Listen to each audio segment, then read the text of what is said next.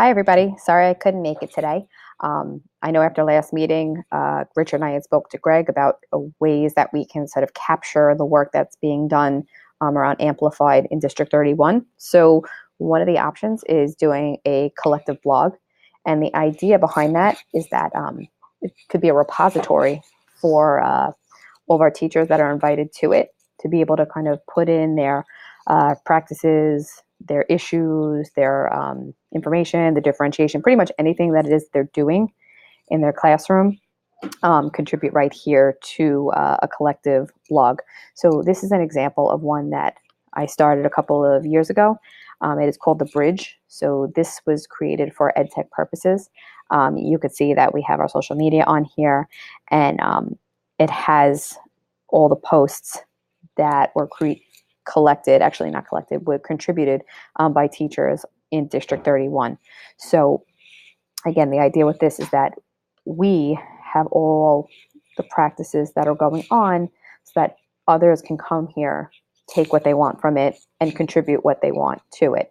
It's only as good as the teachers make it. So we originally started it and we were a little bit micromanaging in terms of what was going up, but now we've sort of loosened the reins and just said, if you want to be a contributor, we invite you. Please post anything that you think would be beneficial to others. And that's the idea with the science component that Richard and I spoke about in terms of Amplified.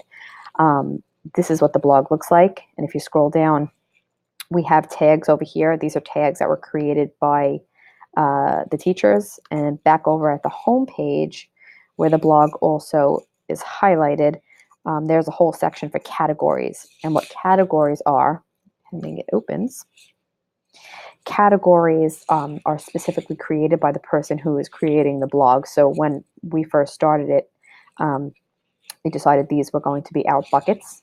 And then every time somebody creates a post, they would select a bucket for it to go into, in addition to adding a tag.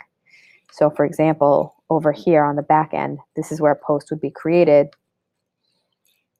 A teacher or contributor would come on over to new post, and as they do their writing, so they would give it, let's see, Amplified Mania. It could add different types of media, which we encourage because you really want to get a feel for, what exactly is being contributed, especially if it's kids doing an experiment. You might want to see a video of it.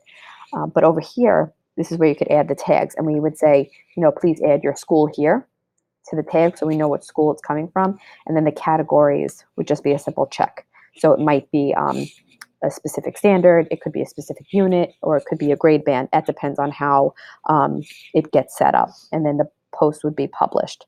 Again, you have to be invited to this. So it's not just anybody logging on and contributing to it. What happen is there's a whole contributor area, which is right here. And you can see it says manage posts and roles, permissions.